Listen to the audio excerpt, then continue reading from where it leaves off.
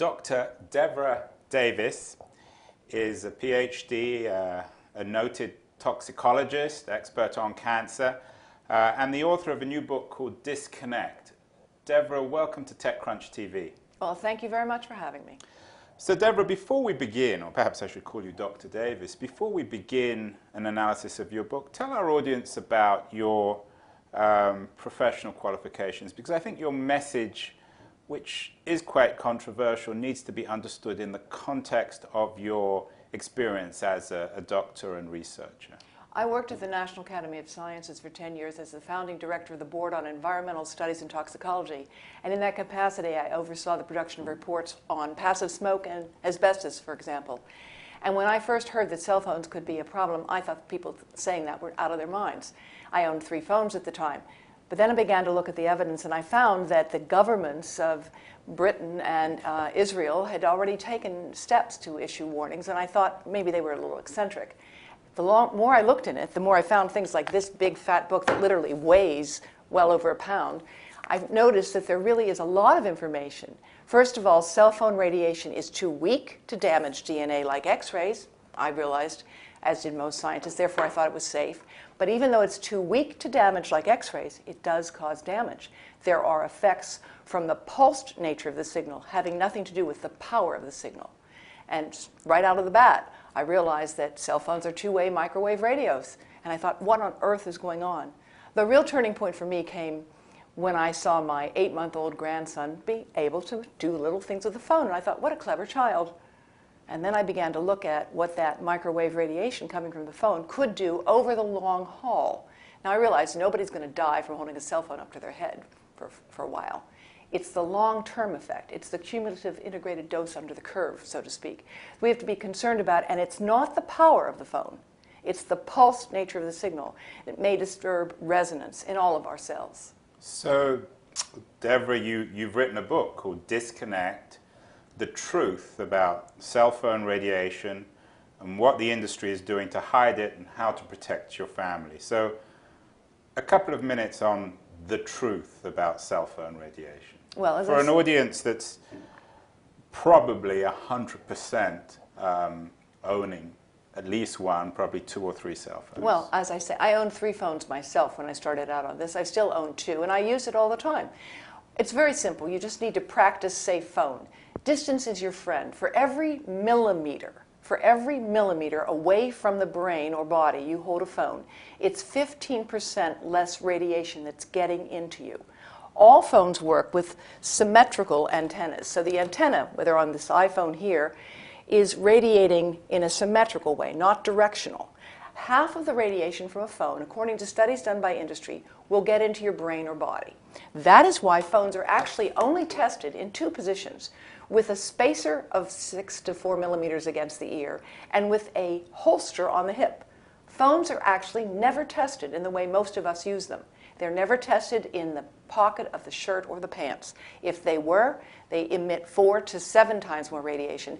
And the information I'm giving you is not coming from some left-wing group. It's coming from industry modeling studies done by distinguished researchers in Switzerland, in France, and formerly by Professor Gandhi at the University of Utah, who worked for Motorola for more than 30 years. He stopped working for Motorola when he produced this study showing that cell phone radiation gets more into the brain of a child than it does into the brain of an adult, almost double. When that work was published in 1996, he lost all of his funding for industry. I think one of the most controversial parts of a very controversial book is your argument that the industry, the cell phone industry, is actively hiding what you say is the truth about cell phone radiation. What exactly is the industry doing? Well, you know, they're not really hiding it. Here's what they're doing. If you go to the fine print warnings that you find with the iPhone, for example, in tiny print it says, if you keep it in your pocket, you can exceed the FCC exposure guidelines. If you go to the fine print warning for the BlackBerry, it says, hold it 0.98 inches from the body. And it also adds, Avoid keeping it near the abdomen of pregnant women or teenagers. That's there. It's not really hidden. It's in 6-point type. The reason the city of San Francisco and the city of Berkeley have recently moved to require public information about this is because most of us have no idea that these warnings exist at all. And it's kind of you have the information there in the fine print. Nobody reads it. Is it the equivalent to smoking?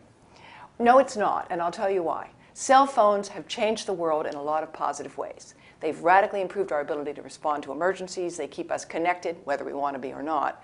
And they have a lot of positive functions. Tobacco did not have a positive function, except to make tobacco farmers rich, and for a while to drive the economies of Britain and the United States because the revenues from tobacco were so great.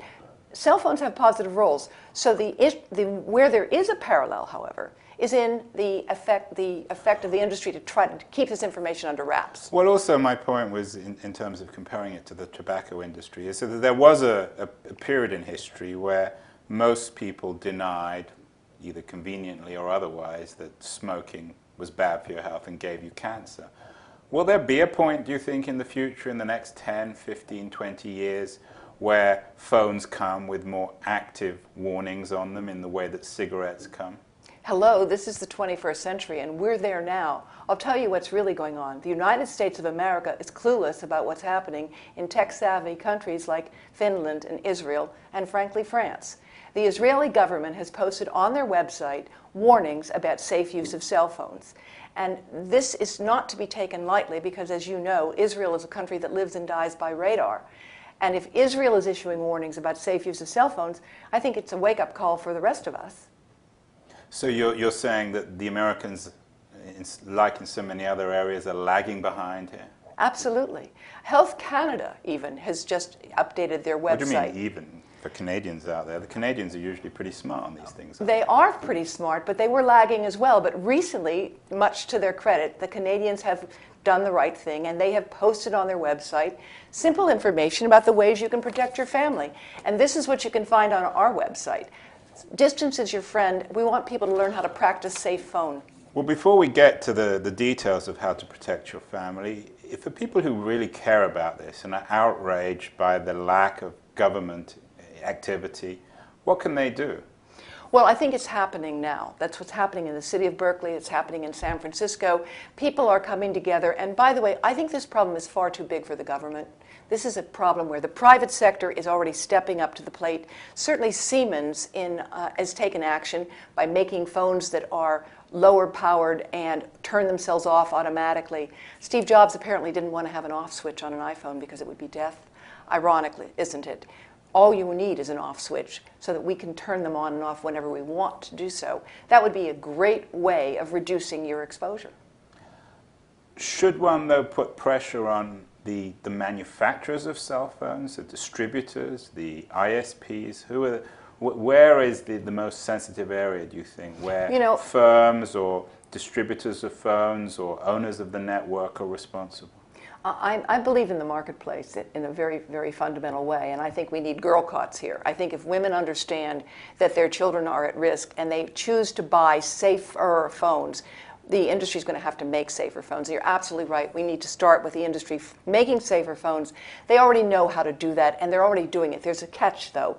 The attorneys working for the companies don't want them to admit they can make safer phones because then they're going to be liable, as they should be, for the fact that they've been irresponsible in the past. That's a very challenging thing from a business model point of view. But I've talked to people in industry who are reaching out to me now, and they say, look, we know we need to do better. And in fact, just last week, the industry and the city of San Francisco agreed that there should be general information provided to the public to reduce children's use of cell phones, to use distance, and basically to practice safe phone. You may have come on the wrong channel, Deborah. I don't think we have any women watching, but maybe there are a few out there. You'd be surprised, actually. A lot of war gamers are women, too. Finally, some of your fanboys are fangirls. Right. Well, for the fanboys and fangirls out there, Dr. Deborah Davis, finally, in a minute, how should one protect one's family? Well, the simplest things. You use a headset. Any headset works. Bluetooth is fine. Just don't keep the phone on and on your body at all times. Don't sleep with the phone. If you have to use it as an alarm clock, Keep it a foot away from you. Don't hold the phone directly against your head unless it's an emergency. Interesting, when the signal is weak, you can get 1,000 times more exposure from your phone. If you have 2 bars or less, it will be, of course, running out of battery faster because it's using more energy to reach that tower. That's when you want to be very careful and not use a phone when the signal is weak, close to your body. The other thing is, generally keep it away from children. For goodness sakes, don't use a phone as a pacifier. Don't play white noise apps and put them under the baby's head to get them to go to sleep. These are not good ideas. That is why in France and Israel, they're really moving to ban the use of cell phones for children. I just came back from Turkey, where my book has sold out. The Turkish government is banning the advertisement of cell phones to children. They're banning it in Turkey. And the Israelis are also discouraging it. The French passed a law with the same impact. We've got to get on board here with the rest of the world and understand cell phones are not going to go away. We've got to make them safer. Understand that it's really important to figure out how to practice safe phone. We protect our brains when we're skiing or biking or skateboarding. We've got to protect our brains when we're using phones as well.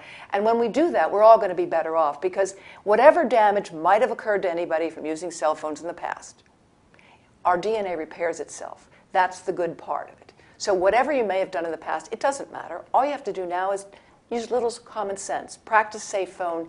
Hold the phone right here. We're not talking about throwing it halfway across the room. Well, Deborah Davis, Dr. Deborah Davis, there you have it. Don't sleep with your phone. Practice safe phone. Yes. The author of Disconnect. Thank you so much for appearing on TechCrunch TV. It was a pleasure. Thank you so much for having me. I look forward to being back.